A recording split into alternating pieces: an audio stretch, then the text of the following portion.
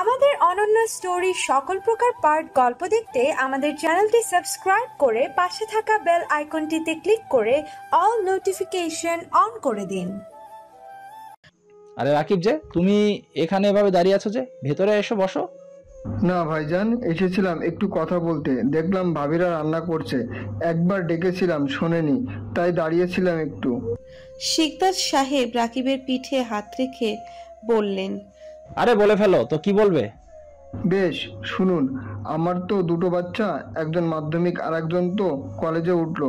কথা হচ্ছে ওদের পড়াতে তেমন মন নেই, মানে বড়টা যা পড়ে, ছোটটা বিচ্ছু। শুনেছি আপনার বৌমা নাকি শহরে নাকি কোচিং সেন্টারে পড়াতো বাচ্চাদের, বেশ সুনাম আছে সেখানে। আবার কালকে স্ত্রীর মুখ থেকে শুনলাম অনার্স ফার্স্ট ইয়ারে পেয়েছে। এটা চন্ডিখানিক কথা না, সেই জন্য এসেছিলাম। স্কুলের টিচারদের পড়লো, কোনো উন্নতি নেই, তাই বাধ্য হয়ে এখানে আসা। যদি সুপ্রভা কয়দিন পর আমার বাচ্চা পড়াতো, কিছু মনে করবেন না, ওকে তো আমি চিনি, আগে তো ওই এলাকাতেই থাকতো, সেই জন্য বললাম। শিকদার সাহেব চুপ করে রইলেন। সুপ্রভা নিজে আগ বাড়িয়ে কিছু বলার সাহস পাচ্ছে না। একটু করে শিকদার সাহেব নিজেই বললেন, হ্যাঁ রাকিব, তা যা ঠিক বলেছ। আমার ছেলের বউ পড়াশোনা বেশ ভালো, রেজাল্টও করেছে সব দুর্দান্ত, মাধ্যমিক উচ্চ মাধ্যমিক সবখানে রেজাল্ট ভালো এসেছে। সবাই তো এত ভালো ভালো রেজাল্ট করতে পারে না, আমার বৌমা সুপ্রভা পেরেছে। পড়ালেখায় খুব মনোযোগীও। তুমি বাচ্চাদের পড়াতে দিতে পারো যদি সুপ্রভার কোনো আপত্তি না থাকে। নাস্তা নিয়ে আসার সময় সুনেরা স্বামীর মুখ থেকে সুপ্রভার প্রশংসা শুনে অবাক হয়ে যায়। সুপ্রভা অবাক হয় বটে শিকদার সাহেবের প্রশংসা শুনে। শিকদার সাহেব তো এতদিন তার সাথে কথাই বলেনি ভালো করে, আর আজকে প্রশংসা করছে। রাকিব দাঁড়িয়ে থাকা সুপ্রভাকে জিজ্ঞেস করে, তোমার কোনো আপত্তি নেই তো? সুপ্রভা হাসি মুখে জবাব দেয়, না কাকু, আমার কোনো আপত্তি নেই, বরং আমি তো অবসর সময়ই পার করি। আপনার বাচ্চাদের পড়ালে আমার সময়ও কেটে যাবে। তাহলে ঠিক আছে, কালকে থেকে আমার বিচ্ছুদের তোর কাছে আসতে বলবো। টাকা পয়সা নিয়ে চিন্তা করিস না, তিনজনের জন্য আমি তোকে বেশ ভালো পরিমাণেই টাকা দিব। টাকা নিয়ে চিন্তা করবেন না কাকু, আপনি ওদের পাঠিয়ে দিন নিশ্চিন্তে। সুপ্রভার কথা শুনে নিশ্চিত মনে বাড়ি থেকে চলে গেলেন সুপ্রভা। তৎক্ষণাৎ সুনেরা বেগম এসে স্বামীর পাশে বসলেন। কি গো, তোমার ব্যাপারটা কি শুনি? শিকদার সাহেব ভ্রু কুচকে স্ত্রীর পানে তাকালো। কিসের ব্যাপার? তুমি সুপ্রভার প্রশংসা করলে, এতদিন তো খুব রেগে রেগে কথা বলতে। আরে প্রশংসা করব না? জানো কালকে আমি বাইরে গেছি, ওরই লোকেরা তো সুপ্রভার নামে প্রশংসায় পঞ্চমুখ ছিল একেবারে। আমাকে মিষ্টি কিনে খাওয়ানোর আবদারও করেছে। মেয়েটাকে কত কষ্ট করে বাবা পড়ালেখা করিয়েছে, তার উপরও এত ভালো ভালো রেজাল্ট করেছে সব পরীক্ষাতে, ওর প্রশংসা করব না? সুনেরা বেগম স্বস্তির নিঃশ্বাস নিলেন। যাক, তুমি যে মেয়েটার কদর বুঝেছো, এতেই খুশি। বলেই সুনেরা বেগম রান্নাঘরে চলে যায় কাজে হাত লাগাতে। সবে নাস্তা বানানো শেষ, এখনো রান্না বাকি আছে। সুপ্রভা দাঁড়িয়েই ছিল, তখনই শিকদার সাহেব ডাক দিলেন, শোনো সুপ্রভা, এখানে এসো। সুপ্রভা শিকদার সাহেবের কাছে গিয়ে দাঁড়ালেন। হ্যাঁ বাবা বলুন। হবে নাকি আর এক কাপ চা? তোমার শাশুড়িকে বলো না, কিন্তু সে ঘ্যান ঘ্যান করবে আমার সাথে। এরকম কণ্ঠে শিকদার সাহেবকে চায়ের আবদার করতে দেখে হাসি পেল সুপ্রভার, তবুও হাসল না। কিন্তু বাবা 1 ঘন্টাও হয়নি আপনি চা খেলেন, এখন আবার খাবেন? সুপ্রভা আরো না করলো না, রান্নাঘরে চলে গেল। চায়ের কাপ নিয়ে আসতে চা দিতে শিকদার সাহেব একগাল হেসে চা খেতে লাগলো মনের সুখে। সুপ্রভা বেশ আনন্দ নিয়ে দু চোখ ভরে দেখতে লাগলো, তবে তার শ্বশুর মশাইয়ের হাসি মুখ। এবার বুঝি শ্বশুর আর বৌমার ভিতরকার দূরত্ব ঘুচবে, সেই আশাতেই রইল সুপ্রভা। বিকেলের দিকে সোফায় বসে বসে টিভি দেখছিল সুপ্রভা। বেশ অনেকক্ষণ ধরেই টিভি দেখার কারণে আর ভাল লাগছে না। এবার টিভিটা বন্ধ করে দিয়ে এমনিই বসে রইল। সুপ্রভার সঙ্গী হলো তার শাশুড়ি মা। এভাবে এমনি করে বসে আছো যে? কিছু না মা। চুলগুলো কেমন উস্কো খুস্কো হয়ে আছে, ফ্যানের বাতাসে কি রকম করে উঠছে। চুলে তেল দাও না তুমি? মা আসলে এত খেয়াল করা হয় না। সুনেরা বেগম একটু ভিতরে গিয়ে তেলের বোতল আর চিরুনি নিয়ে আসলেন। তুমি একটু সোফা থেকে নেমে ফ্লোরে বসো তো দেখি বৌমা। সুপ্রভা কিছুটা অবাক হলেও ধারণা করতে পারল তার শাশুড়ি মা এখন ঠিক কি করবে। সুপ্রভা শাশুড়ির কথা অনুযায়ী ফ্লোরে নেমে বসল। সুপ্রভার বরাবর সোফাতে বসেছেন সুনেরা বেগম। বসেই সুপ্রভার চুলগুলো খুলে দিল। লম্বা কালো ঘন চুলগুলো সুপ্রভার পিঠে আছড়ে পড়ল। মা, আপনি কি আমার মাথায় তেল দিয়ে দেবেন? তুমি বুদ্ধিমতী মেয়ে, বুঝেছো? যখন তখন আর জিজ্ঞেস করছো কেন বলো তো? চুপচাপ বসে থাকো। চুলের যা অবস্থা করেছো, এরকম করলে তো চুল সব নষ্ট হয়ে যাবে। একটা কথা মনে রেখো, নারীর কেশেই বেশ, বুঝলে? সুপ্রভা মাথা নাড়িয়ে হ্যাঁ বলতেই সোনেরা বেগম প্রথমে চুলগুলো চিরুনি দিয়ে ভালো মতন আঁচড়ে নিল। তারপর বিলি কেটে কেটে চুলের গোড়া থেকে আগা পর্যন্ত যত্ন সহকারে তেল দিয়ে দিতে লাগলো। এই সময়টা সুপ্রভার এত আরাম লাগছে যেন এখনই ঘুমিয়ে পড়বে। বাপের বাড়িতেও ঠিক তার মা কাকি এরকম করে চুলে তেল দিয়ে দিত। সুপ্রভা খেয়াল করলো চুলে তেল দেবার পরও তার শাশুড়ি মা চুলে বিলি কেটে কেটে চিমটি দিয়ে দিচ্ছে। চুলের গোড়ায় যাতে সুপ্রভার আরাম লাগছে বেশ। মা, আপনি ঠিক আমার নিজের মায়ের মতন চুলে তেল দিয়ে বিলি কেটে দিচ্ছেন। আমার মাও এরকম করতো, জানেন? আমাকে তুমি বলে ডাকো? মা। তাহলে মা বুঝি মেয়ের চুলে একটু তেল দিয়ে দিতে পারে না? সুপ্রভা অবাক হলো না, বেশ খুশি হলো। আমি সত্যি ভাগ্যবতী মা যে আপনাদের মতন সুন্দর একটা পরিবার পেয়েছি। বৌমার কথা শুনে সোনেরা বেগম হাসলেন। জানো, আমারও একটা মেয়ে ছিল, কিন্তু খোদা তাকে নিজের কাছে নিয়ে গিয়ে তোমাকে পাঠিয়েছে আমার মেয়ে হিসাবে। সে মেয়ের খেয়াল রাখবো না? সুপ্রভার বসা থেকে উঠে দাঁড়িয়ে জড়িয়ে ধরলো তার শাশুড়ি মাকে, হাসি মুখে বলল, একদম, আমিও আমার মায়ের খেয়াল রাখতে পারি। এবার আপনি বসুন তো দেখি, আমি আপনার চুলে তেল দিয়ে দিচ্ছি। সোনেরা বেগম আর না করলেন না। দুই শাশুড়ি বৌমা মিলে কথাবার্তায় পেরিয়ে গেল বিকেল। সন্ধ্যাবেলা অনিল অফিস থেকে এসেই সুপ্রভার বাচ্চাদের পড়ানোর কথা শুনে বেজায় চটেছে। কারণ একটাই, এখন সুপ্রভা বিবাহিত, একে তো সংসার আছে, তার উপর নিজের পড়াশোনা। এসবের ভিড়ে নিজের পড়াশোনার ক্ষতি হবে সেটা ভেবেই সুপ্রভা কিছুতেই থামাতে পারছে না যেন অনিলকে। আরে আপনি আমার কথা তো শুনবেন নাকি? এত রেগে গেলে কি করে হয় শুনি? আর তুমি যে নিজে নিজে সিদ্ধান্ত নিয়েছো তার বেলায়? আর তার বেলায় কিছু হয়নি। তুমি বুঝতে পারছো না, কিছুদিন পর যখন মাস্টার্সে ভর্তি হবে তখন তোমারই পড়াশোনার চাপ বাড়বে। আর ভুলে যেও না, সংসার সামলে পড়াশোনা করাটা কতটা চাপের হয়ে যাবে। কুলাতে পারবে তো তুমি? কেন পারবে না? বাপের বাড়িতে থাকতে তো ডাবল করতো। তাহলে এখন কি হয়েছে? সমস্যা তো নেই আমি যা দেখছি। বিকেল বেলা তো অবসরেই থাকে। অনিলের কথার উত্তর দেবার আগেই শিকদার সাহেব এসে উত্তর দিলেন। সুপ্রভা অবাক দৃষ্টিতে তাকিয়ে আছে। সে বিশ্বাস করতে পারছে না শিকদার সাহেব সুপ্রভার সাপোর্টের কথা বলবে। বাবা, সুপ্রভার ড্রিম কি? একটা চাকরি করবে ভালো পজিশনে, তাই তো? ছোটবেলা থেকে সেই চেষ্টাই করে আসছে। এখন ভালো পজিশনে চাকরি করতে গেলে নাম্বার নিশ্চয়ই ভালো লাগবে। এখন ও বাচ্চাদের বাড়িতে এনে পড়ালে টাইম কোথায় পাবে? অনিল, এত তাড়াহুড়ার কিছু নেই। ওরা বিকালের পর পর আসবে। সুপ্রভা তো রোজ রোজ ভার্সিটি যাবে না। যেদিন ঘরে থাকবে সেদিন বিকালবেলা বাচ্চারা পড়তে আসবে। আর তাছাড়া রাকিব আমাদের প্রতিবেশী, মুখের উপর তার না করা যায় না। সুপ্রভা ভালো রেজাল্ট করেছে সেটা জেনেই ওর উপর ভরসা করে নিজের সন্তানদের পড়ানোর কথা বলছে। অনিল সোফাতে বসলো। সুপ্রভা বুঝলো অনিল তার পড়াশোনার জন্যই রেগে যাচ্ছে। সুপ্রভা বলল, দেখুন, কিছু মনে করবেন না। এই যে আমি ভার্সিটি যাব, খরচ পাতিও তো লাগবে, তাই না? আমাদের ওখানে অত খরচ হতো না। আমি বাসা থেকে যেতাম, আবার কোচিং সেন্টারে টুকটাক কাজ করে খরচা মিটিয়ে নিতাম। কিন্তু এখন তো আমি একেবারে অবসর। বলুন, নিজের তো কোনো খরচও ওঠাতে পারছি না। এটা সমস্যা? আরে আমি তো চাকরি করছি, তাতে সংসারের খরচ হয়েও ঢের যাচ্ছে। এই তো 4 জনের সংসার আমাদের। একটু বোঝার চেষ্টা করুন না। আপনি আমার স্বামী, আমার সব দায়িত্ব আপনার, কিন্তু তবুও আমার নিজেরও কেমন একটা লাগে। তাছাড়া উপায় না থাকলে হতো, কিন্তু উপায় যখন এসছে ছাড়ি কি করে বলুন? আজ থেকে শিকদার সাহেব উত্তর দিলেন, হ্যাঁ তাই তো। সুপ্রভা ছেলে মেয়েদের পড়ালে যেমন নিজে আর্ন করতে পারবে, তেমনি ওরও সময়ও যাবে, ভালো লাগবে। তাছাড়াও তো আর ভার্সিটি এখান থেকে অত দূর রোজ রোজ যেতে পারবে না। তুই আর আপত্তি করিস না অনিল। স্বামীর কথায় স্ত্রীও তাল মেলালো। সেটাই রে অনিল বাবা, তুই রাজি হয়ে যা। সংসারের কাজ আমিই তো করে দেই বেশি, সময় লাগবে না। শুধু শুধু বৌমাকে বারণ করিস না। ওর ইচ্ছে যখন হয়েছে তখন করুক। আগে তো কোচিং সেন্টারে পড়তোই। তোমাদের যা খুশি তাই করো, আমি আর বারণ করবো না কিছু। তবে বাবা মা তোমরা দুজনে সাই দিচ্ছ তো? আমি কিচ্ছু বলবো না, শুধু 1 বছর পর ওর মাস্টার্সের ফাইনাল রেজাল্ট দেখবো। কথাগুলো বলেই অনিল রেগে মেখে সিঁড়ি পেয়ে নিজের রুমে চলে গেল।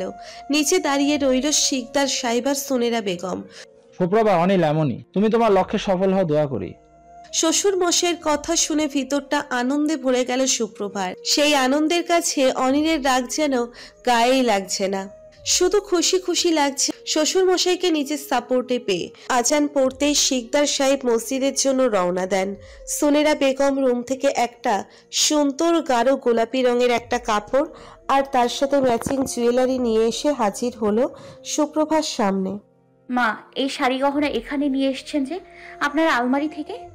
শুনো, তবে এগুলো সেই তোমার শ্বশুর মশাই আমাকে দিয়েছিলেন বিয়ের প্রথম।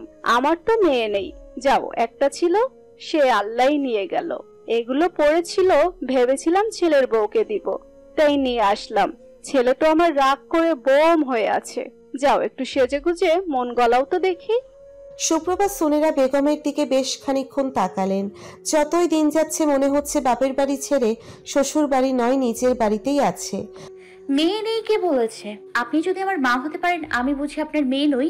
সুনেরা বেগম হেসে সুপ্রভাকে বুকে জড়িয়ে নিলেন। একটু পর সুপ্রভা রুমে গেল। অনিল বারান্দায় বসে ল্যাপটপে মনোযোগ দিয়ে মুভি দেখছে। সেই সুযোগে সুপ্রভা পরানোর জামা খুলে শাশুড়ির দেওয়া শাড়িটা গায়ে জড়িয়ে ধরল। পুরোনো দিনের শাড়ি হলো, ডিজাইনটা বেশ সুন্দর। সেটার সাথে ম্যাচিং করে গয়না পরে নিল। সব সময় চুল বেঁধে রাখে, আজকে আর চুল বাঁধল না, খোলা ছেড়ে দিল। অনিলের পিছনে গিয়ে দাঁড়ালো। অনিল দেখেও চুপটি করে আছে রাগে। সুপ্রভা পিছন থেকে অনিলের গলা জড়িয়ে ধরল। অনিলের কোনো রেসপন্স না পেয়ে সামনে আসলো। দেখুন তো আমাকে কেমন লাগছে। অনিল এক প্রকার সুপ্রভার দিকে তাকিয়ে পরক্ষণেই চোখ নামিয়ে নিল। আবার সুপ্রভা কিছুক্ষণ বসলো, তারপরই রাগ উঠে গেল। বসা থেকে উঠে দাঁড়িয়ে যেই না চলে যাচ্ছিল, অমনি অনিল সুপ্রভার হাত ধরে হ্যাঁচকা টান দিতেই সুপ্রভা অনিলের বুকে এসে পড়ে। সুপ্রভা কাছে আসতেই অনিল সুপ্রভাকে ঘুরিয়ে দাঁড় করিয়ে সুপ্রভার পিছন থেকে চুলগুলো সরিয়ে নিয়ে সামনের দিকে রাখলো। উন্মুক্ত ঘাড়ে চুমু দিতেই সুপ্রভা কেঁপে উঠল কিঞ্চিত পরিমাণ। ফের দ্বিতীয় চুমু দিল অনিল সুপ্রভার ঘাড়ে। রাগ করেছিলাম আমি, আর রাগ ভাঙাতে এসে উল্টো তুমি নিজে রাগ করে চলে যাচ্ছ। আপনি তো ফিরেও দেখছেন না আমার দিকে, কি করব? আমি ফিরে তাকালে আর তুমি তাকিয়ে থাকতে পারবে? সুপ্রভার অকপটে উত্তর। কেন পারবো না, 100 বার পারবো। বেশ, তবে দেখি পারো কিনা আমার স্পর্শে তুমি স্থির হয়ে থাকতে। সুপ্রভা লজ্জায় দৃষ্টি নত করল। অনিল সুপ্রভার তার কোলে বসিয়ে দিয়ে কপালে গাঢ় বেশ চুম্বন এঁকে দিল। চারিদিকে কেউ নেই, প্রায় জনমানবহীন শূন্য রাস্তা। দিনের বেলাতেও এরকম হবে আশা করেনি। হলুদ রঙের 3 পিস পরা মেয়েটা। যদিও দিনের আলো ঘুচে একটু পরে রাত হবে, তবুও এখন এই দিনের বেলাতে জায়গাটা এত নির্জন। রাতের বেলা কি হবে? যদি কোনো বিপদ হয় তাহলে কি হবে? বেশ অনেকক্ষণ পরপর কয়েকটা গাড়ি শো শো করে চলে যাচ্ছে। পুরো রাস্তাটাই ফাঁকা, চারিদিকে শুধু রাস্তায় দেখা যাচ্ছে। বেশি একটা ঘরবাড়ি বা দোকানপাট কিছুই নেই। উঁকি মেরে দেখলো সামনে বেশ অনেকগুলো গাছপালা মিলে জঙ্গলের মতন হয়ে আছে। হুট করেই কাঁধে কারো স্পর্শ পেতেই জ্ঞান হারালো মেয়েটি। চোখ খুলতেই রাস্তার সাইডে কারো কোলের মধ্যে নিজেকে দেখতে পেয়ে ভরকে ওঠে নিপা। তড়িঘড়ি করে বসা থেকে উঠে পড়ে। ভালো করে তাকিয়ে দেখে এখন প্রায় অন্ধকার হওয়ার পথে। আরো একটু লক্ষ্য করতেই পাশে দাঁড়িয়ে থাকা হামিদকে দেখতে পেয়ে মাথায় রাগ চওড়া হলো ভীষণ ভাবে। আপনি এই সময় এখানে কি করছেন? আমার পিছু নিতে এসেছেন বুঝি? আশ্চর্য তো, আমি তোমার পিছু কেন করতে যাবো খামোকা? আমি এদিক দিয়ে যাচ্ছিলাম তাড়াতাড়ি যাবার জন্য, তখনই তোমার সাথে দেখা হলো, ব্যাস এটুকুই। নিপা শান্ত হলো, রাগ কমিয়ে নিয়ে বলল, ঠিক আছে, আপনি আপনার রাস্তায় চলুন। না, তোমাকে এইখানে একা ছেড়ে আমি যাব না। হামিদের কথায় নিপার রাগ পুনরায় চেপে বসলো। রাগত স্বরে হামিদকে বলল, বেশ, আপনি আমার পিছু ছাড়বেন না তো? একবারের জন্য আটকে রাখতে চান আমাকে আপনার কাছে? হ্যাঁ, আমি তো তোমাকে বিয়ে করতে চাই। দেখুন, আপনার চোখে দেখায় আমাকে ভালো লেগেছে, মোহ কেটে যাবে। এমনিতেই একবার ডিভোর্সি বদনাম নিয়েছি, দ্বিতীয়বার কোনো বদনাম মাথায় নিতে পারবো না আমি। আরে বোঝার চেষ্টা করো, আমি আজীবন তোমার পাশেই থাকবো, কথা দিলাম। বেশ, চলুন তবে। কোথায় যাবো এই সময়? নিপা হামিদের কথায় প্রতি উত্তর করলো। চলুন না, আপনার এতদিনের ইচ্ছে, এতগুলো মাস আমার পিছে পড়ে আছেন, আজকে চলুন দেখি। নিপা আর হামিদের কোনো কথার অপেক্ষা না করে হামিদের হাত ধরে টেনে নিয়ে চলে গেল সেখান থেকে। কিছু দূর হাঁটার পরপরই কাজী অফিসের সামনে আসলো। এইখানে কেন এসেছো নিপা? কাজী অফিসে কি মানুষ নাচতে আসে? বিয়ে করতেই তো আসে নাকি? আপনার তো এতদিনের শখ আমাকে বিয়ে করবার, সর্বদা আমার পিছু পিছু পড়ে থাকেন। চলুন এবার বিয়েটা সেরে নেওয়া যাক। মজা করছো না তো নিপা? মজা করছি বলে মনে হচ্ছে? তাহলে আপনারই ভুল। আপনার তো আমাকে ভাল লাগে করেন। নিন, এবার বিয়ে করে ঘরে তুলুন আমাকে। নিপার কথায় হামিদ আসলো। সেটা দেখে নিপার রাগ বেড়ে গেল। সে তো হাসার মতন কোনো কথা বলেনি। তাহলে আপনি হাসছেন কেন? বিয়ে বললেই হয়ে যায় না মেয়ে? প্রয়োজনীয় কাগজপত্র, সাক্ষী এসব তো লাগে নাকি? তুমি কালকে সকালে 11টায় রেডি থেকো, আমি নিতে আসবো। কথাগুলো বলেই হামিদ চলে যায় সেখান থেকে। নিপা অবাক হয়ে তাকিয়ে থাকে। ভেবেছে মানুষটা আর 5টা ছেলের মতন ওকে শুধু বিরক্তই করে যাবে। সেজন্য ভেবেছিল কাজী অফিসে নিয়ে আসলে সমস্ত বাহানা উড়ে যাবে। কিন্তু না, হামিদ নিপার ধারণা পুরো বদলে দিয়েছে। কোথাও কেন জানি নিপারও ভালো লাগতে শুরু হলো একটু একটু করে। যাক, কেউ তো আছে পরিশেষে তাকে দেখার জন্য। এবার অপেক্ষা কাল সকালে ঠিক কি হয়। যদি বিয়ে সত্যিই হয় তাহলে নতুন করে কাউকে নিয়ে বাঁচার আশা দেখতে পাবে নিপা। পেরিয়ে গেছে আরো কয়েকদিন। সুপ্রভা এখন ভার্সিটিতে মাস্টার্সে ভর্তি হয়ে গেছে। আজকেও প্রথম ক্লাসে যাবে, যদিও সেই একই চেনা জায়গা। তবুও শ্বশুর বাড়ি থেকে বেশ অনেকখানি পথ। সকাল সকাল বেরোতে হবে, নইলে ক্লাসে পৌঁছতে দেরি হবে। সকালে আজানের সময় ঘুম থেকে উঠে নামাজ পড়ে নাস্তার জন্য পরোটা বানানো কমপ্লিট করে নিয়েছে। সুনেরা বেগম তখন নামাজ পড়া, তসবিহ গোনা শেষ করে রান্নাঘরে এসে দেখতে পায় সুপ্রভা সবজি কাটছে। আরে সবজি কাটছো কেন তুমি এত তাড়াতাড়ি? আগে তো নাস্তা বানাতে হবে, তারপর রান্না বান্না। মা, আজকে তো আমার ভার্সিটি আছে, তাই একটু তাড়াতাড়ি বের হতে হবে। আপনি চিন্তা করবেন না, আমি নাস্তা করে দিয়েছি। সুনেরা বেগম ঘড়ির কাঁটায় চোখ বুলিয়ে দেখে সবে 6টা বেজেছে। আরে বোকা মেয়ে, এত তাড়াতাড়ি নাস্তা বানাতে গেলে তুমি? মাত্র 6টা বেজেছে তো।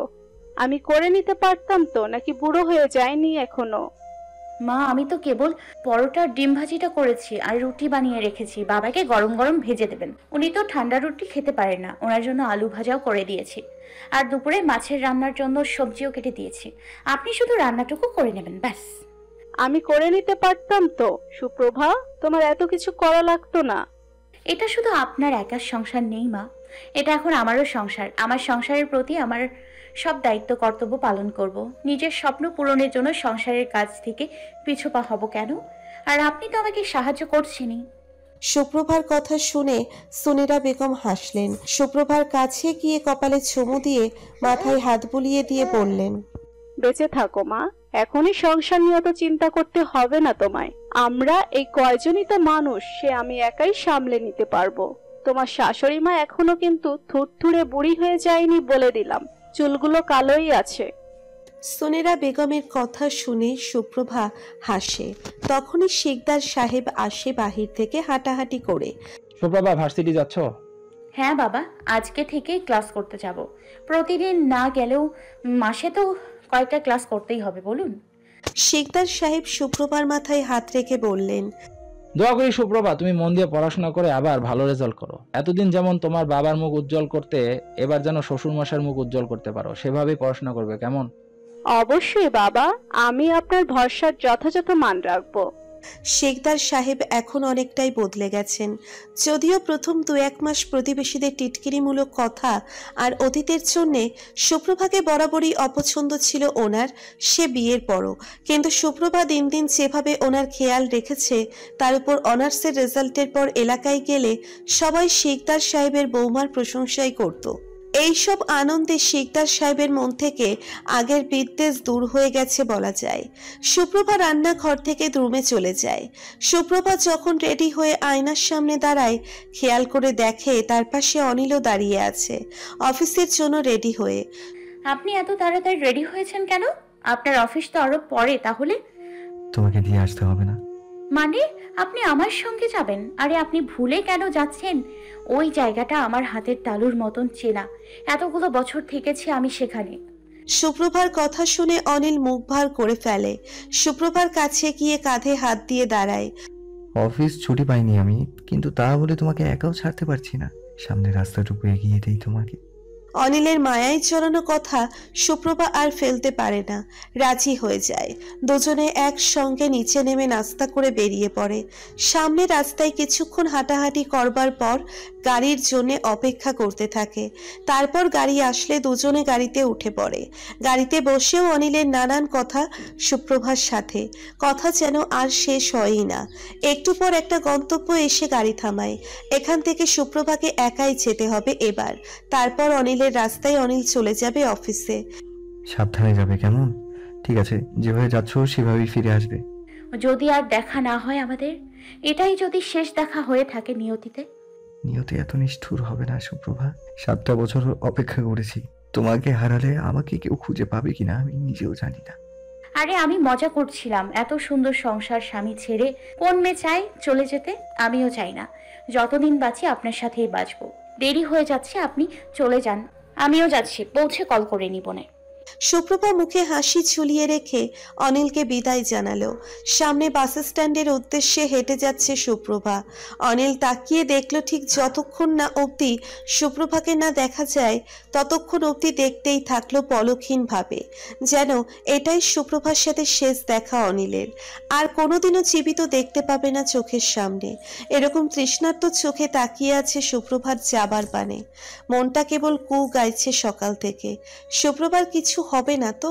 অনিল যে তাকে তাহলে শেষ হয়ে যাবে পুরোপুরি ভাবে। তুই যে এখানে বসে আছিস, অনিলকে ফোন করে জানিয়েছিস তো মা? মায়ের কথায় সুপ্রভার হুঁশ ফেরে। মা, তোমাকে আর কি বলবো, ফোনে দেখো চার্জ নেই, ঠাস করে হাত থেকে পড়ে বন্ধ হয়ে গেছে। বাড়ির ওদিক দিয়েই তো ভার্সিটি যাই, ভাবলাম তোমাদের সঙ্গে কথা বলে যাই একটুখানি। অনেক তো দিন হলো দেখি না তোমাদের, খুব ইচ্ছে করছিল। সে অনিলকে বলে আসতে পারতিস, ছেলেটা তো চিন্তা করবে। ফোন করে নিয়েছিস তো? হ্যাঁ মা, ভার্সিটিতে পৌঁছে ওকে মেসেজ তো করে নিয়েছিলাম, কিন্তু হাত থেকে পড়ে গিয়ে ফোনটা যে অফ হলো আর অনই হচ্ছে না, বুঝতে পারছি না কিছু। আচ্ছা, তুই আমার ফোন থেকে অনিলকে ফোন করে নে মা, না হয়। মায়ের কথায় সুপ্রভা অনিলের ফোনে ফোন দেয়, কিন্তু পরপর নাম্বার ব্যস্ত বলতেই থাকে। ভার্সিটি থেকে ক্লাস করে ফিরে বাপের বাড়িতে এসেছিল সুপ্রভা। সেখানেই কাকি আর মায়ের সাথে টুকটাক আলাপ করতে লাগে। এরই মাঝে তামিম এসে উপস্থিত হয়। আরে বোন যে, কখন আসলি? সুপ্রভা হাসি মুখে উত্তর দেয়, এই তো একটু আগে এসছি, বসো এখানে। তামিম গিয়ে সুপ্রভার সামনে বসলো। তারপর বল, সংসার কেমন চলছে তোর? আমার সংসার তো বিন্দাস চলছে ভাইয়া। তোমার সংসারে কি খবর বলো? বাড়িতে এখনো কিছু বলনি? বলেছিলে তো আমার বিয়ের পর বলবে। আমার বিয়ে তো সেই কোন মাসেই শেষ। সুপ্রভার কথা শুনে তামিমের কাশ উঠে যায়। উপস্থিত মোমেনা বেগম অবাক দৃষ্টিতে তাকিয়ে ছেলেকে প্রশ্ন করে, তোর আবার সংসার আসলো কোথা থেকে বাবা? এবারও তামিম উত্তর দেবার আগেই সুপ্রভা মুখ খুলল। আরে কাকিমা, তুমি জানো না তামিম ভাইয়ার লুকোনো সংসার তো সেই কবে থেকেই। বলেছিল আমার বিয়ের পর বলবে, কিন্তু এখনো দেখো চুপ করেই আছে। সেজন্যই তো আমি বলে দিলাম। সুপ্রভার কথা শুনে মোমেনা বেগম উচ্চস্বরে বললেন, মানে তামিম প্রেমও করছে? হায় রে, কোন মেয়ের কপাল পুড়ল আল্লাহ জানে। মায়ের এরকম কথায় অপমান বোধ করে তামিম। এবার মুখ খুলল, এতক্ষণ চুপ করে থাকলেও। না মা, আমি কোনো মেয়ের কপাল পুড়াইনি। সেই মেয়ে তোমার ছেলের কাছে এসেছে। তোমাদের কথা হলে বলিও, কালকেই নিয়ে যাব তোমাদের সবাইকে। তামিম চলে যায় সেখান থেকেই পরিস্থিতি এড়াতে। তামিম যেতেই সবাই উচ্চস্বরে হেসে ওঠে।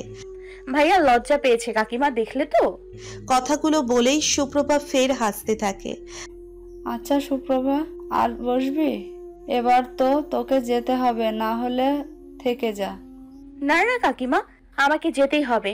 বাড়িতে গেলে বাচ্চারা আসবে, ওদের পড়াতে হবে, আর মোট কথা উনি রেগে যাবে। আমি যাই এবার মা। কপাল করে এরকম ঘর পেয়েছিস সুপ্রভা। জামাইয়ের কথা না হয় বাদই দিলাম, এরকম ছেলে এখনকার যুগে হারিকেন দিয়ে খুঁজলেও পাবি না। আর তোর শ্বশুর শাশুড়ি মাও বেশ ভালো।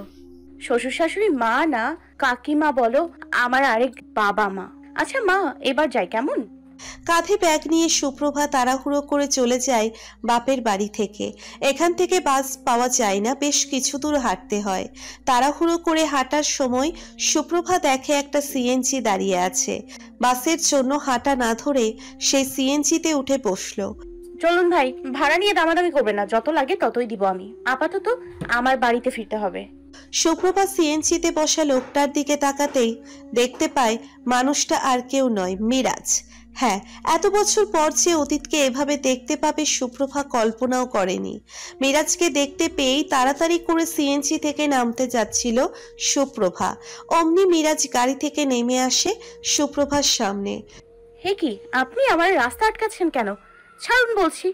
মিরাজকে এভাবে সামনে আসতে দেখে বেশ ভয় ধরে গেল সুপ্রভার মনে, যদি কিছু করে বসে। সুপ্রভা, ভালো আছো? আমাকে দেখে এরকম করছো কেন? আমার দুটো কথা শোনো, দয়া করে শোনো। সুপ্রভার স্থির হলো, সিদ্ধান্ত নিল মিরাজের কথা শুনবে। দিন দুপুরে আর কি বা করবে? আচ্ছা বলুন, তবে কি বলতে চান? তুমি আমাকে দেখে ভয় পেও না, আমি আর আগের মতো নেই। বছর 5 হবে বিয়ে করেছি, মেয়েও হয়েছে, একটা স্ত্রী সন্তান নিয়ে সুখেই আছি। এই সিএনজি চালিয়ে একসময় তোমার বাবা রিক্সা চালাতো বলে আমার বোন তিরস্কার করেছিল, আর আজকে আমি সিএনজি চালাই। দেখলে সময় কাকে কোথায় নিয়ে দাঁড় করায়, এটা বলা বড় মুশকিল। ওই এলাকাতে থাকেন না? আর না, সেখানে থাকি না। এই এলাকাতে এসেছি সবে 1 মাস হবে। ভাড়া থাকি বউ বাচ্চা নিয়ে। তোমার সাথে অনেক খারাপ ব্যবহার করেছি। তুমি কেন, এলাকার কত মেয়ের পিছু লেগেছিলাম, তার জন্য নিজেই লজ্জিত আমি। আচ্ছা তবে ভালো থাকবেন, আমি আসি। সুপ্রভা যেতে নিচ্ছিল, আবার ডাক দিল মিরাজ। বিয়ে নিশ্চয়ই অনিলকে করেছো, বলো? হ্যাঁ। এখন বাড়িতে যাবে, তাই তো? হ্যাঁ, বাড়ি যাব। চলো, আমি তোমাকে ছেড়ে দিই।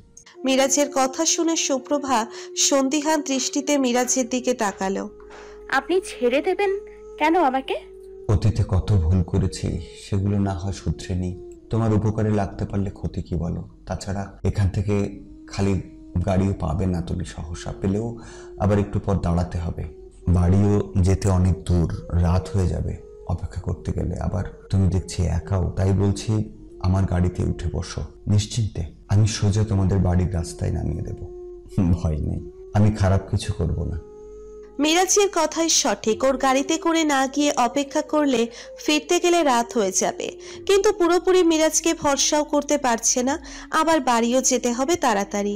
উপায় না পেয়ে সুপ্রভা মিরাজকে বলল, আপনার ফোনটা দিন। মিরাজ ফোন দিতেই সুপ্রভা সুনেরা বেগমের নম্বর ডায়াল করে বাড়িতে ফেরার কথা বলে দিল। বাহ, তুমি বরাবরই বেশ বুদ্ধিমতী সুপ্রভা। আমি তোমার ক্ষতি করব কিনা সেই সন্দেহের জন্য কৌশলে আমার নাম্বার থেকে তোমার শাশুড়ি মাকে কল করে নিলে। হ্যাঁ, আপনি তো আমাকে পৌঁছে দেবেন বলেছেন, এবার চলুন তবে। এবার আর কথা বলে দেরি না করে সুপ্রভা সিএনজির পিছনের সিটে বসে পড়ে। মিরাজও মনোযোগ সহকারে গাড়ি চালাচ্ছে। সংসার নিয়ে ভালোই আছো তবে, বলো? হ্যাঁ ভালোই আছি, কিন্তু এখন কথা বলবেন না। গাড়ি চালাচ্ছেন, মনোযোগ সহকারে গাড়ি চালান। সুপ্রভার কথায় মিরাজ থামলো, আর কিছু বলল না। সুপ্রভা তখন ইচ্ছে করেই মিরাজের ফোন থেকে অনিলকে ফোন করেছে, যাতে কিছু না হলে মিরাজের নাম্বারে পেতে পারে অনিল। গাড়ি পাচ্ছিল না, এদিকে দেরিও হয়ে যাচ্ছে, সেজন্যই বাধ্য হয়ে মিরাজের গাড়িতে উঠছে। ওইদিকে দুপুর গড়িয়ে বিকেল শেষ হয়ে যাচ্ছে, অথচ সুপ্রভা এখনো বাড়িতে ফেরেনি। অনিল সমানে সুপ্রভাকে কল করে যাচ্ছে, অথচ ফোনে পাচ্ছে না। তার উপর সকালবেলা আবার মনটা কু গাইছিল, ছাড়তেই ইচ্ছে হয়নি সুপ্রভাকে। এর ভিতরে সুপ্রভার ফোন বন্ধ। চিন্তায় চিন্তায় অস্থির হয়ে যাচ্ছে ভিতরে ভিতরে অনিল। অফিসের কাজে কোনো মন লাগাতে পারছে না। না, এভাবে বসে থেকে চিন্তার ভিতর আর সে থাকতে পারবে না। এতক্ষণে সুপ্রভার চলে আসার কথা ছিল। সুপ্রভা এও বলেছিল বাড়িতে ফিরে কল করবে, অথচ কিছুই করছে না। চিন্তার ভিতর থাকতে না পেরে অনিল সিদ্ধান্ত নিল সে সুপ্রভার ভার্সিটিতেই যাবে। সে উদ্দেশ্যে বাস স্ট্যান্ডের কাছে আসতেই দেখে একটা সিএনজির ভিতর সুপ্রভাকে দেখা যাচ্ছে। অনিল রাস্তার পাশে দাঁড়িয়ে থাকে। সুপ্রভা সিএনজি থেকে নামে। ধন্যবাদ আপনাকে আমাকে ঠিকঠাক মতন পৌঁছে দেবার জন্য। চলুন আমার শ্বশুরবাড়িতে, আসেন। মিরাজ হেসে প্রতি উত্তর করলো, না, যাব না, পরে একদিন যাব। তোমার সাথে যেরকম ব্যবহার করেছিলাম সেজন্য মনে মনে অনুতপ্ত ছিলাম। আজকে ভেতরটা হালকা হলো তোমার উপকারে এসে। এখন আসি আমি। সে কি ভাড়া নেবেন না? না, নেব না। একটুখানি উপকার করলাম না হয় তোমার। সুপ্রভা কথার উত্তর দিতে যাচ্ছিল অমনি অনিল সেখানে এসে পড়ে। এতক্ষণ সুপ্রভা অনিলকে দেখতে না পেলেও অনিল ঠিক দেখতে পেয়েছে। এই জন্যই তোমার আসতে এত দেরি হচ্ছিল সুপ্রভা? অনিলের কথায় সুপ্রভা চমকে ওঠে। বুকের ভিতর ভয় জমা শুরু করে। অনিল তাকে ভুল বুঝবে না তো মিরাজের সঙ্গে দেখতে পেয়ে? যেরকমটা আগে ভুল বুঝে অভিমান করে দূরে সরে গেছিল, এখনো যদি ওই রকম হয় তাহলে? সুপ্রভা অনিলকে বোঝানোর উদ্দেশ্যে বলতে যাচ্ছিল, কিন্তু এর আগে অনিল বলে ওঠে, আরে মিরাজ ভাই রে, আপনি আমার বউকে পৌঁছে দিয়েছেন। বিরাজও বুঝলো ঘটনা হয়তো অন্যদিকে যেতে পারে, সেজন্য বলল, হ্যাঁ ভাই, আমি পৌঁছে দিলাম সুপ্রভাকে। যে রাস্তায় দাঁড়িয়েছিল সেখানে খালি গাড়ি পাওয়া মুশকিল হতো, সেজন্য অপেক্ষা করলে রাত হয়ে যেত। তুমি কিছু মনে করিও না আবার ভাই। অনিল হাসল। সুপ্রভাও অনিলের মতিগতি বুঝতে পারছে না।